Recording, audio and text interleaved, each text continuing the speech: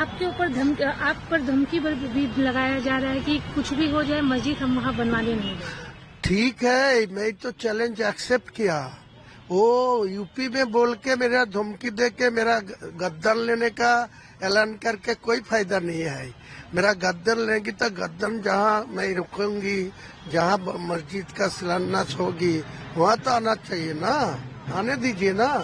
कौन मेरा गद्दान लेंगी तो मैं देख लूंगा, मैं गद्दान देने के लिए तैयार हूँ। उनका हिम्मत है तो मुर्शिदाबाद आके मेरा गद्दान काट के दिखाइए। मैं गर्दन देने के लिए, शहीद होने के लिए मैं तैयार हूँ, समझे। लेकिन मस्जिद बनाएंगे? हाँ जरूर। और नाम उसका क्या रखेंगे? क्या नाम क्या रखेंगे, बाबरी या कुछ और? बोला तो बार बार क्या बोला, बाबरी मस्जिद बनाएगी।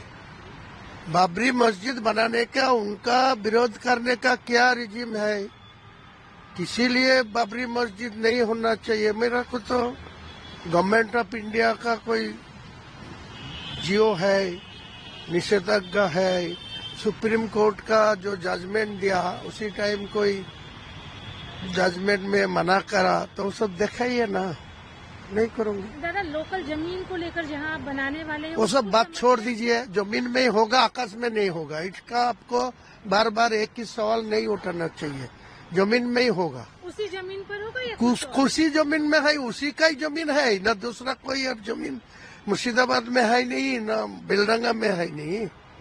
नहीं, जैसे था कि उस लोकल जिस जमीन की आपने बात की थी। अरे वो जमीन में मैं नहीं बात किया, आपने वो सब लोगों को बात सुन के सब क्या बोल रहा है यार।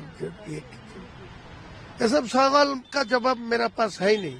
मैं जमीन में ही शिलान्यास करूंगी, जमीन में ही ऊपर भित्ति स्थापन करूंगी। बार बार एक ही बात मैं नहीं मुद्दा उठाना चाहता। तृणमूल की तरफ से बोला गया है कि हमारा कोई लेना देना नहीं है इस मामले में, किसी के बहकावे में आके हुमायूं कबीर ऐसा कर दे। कौन बोला?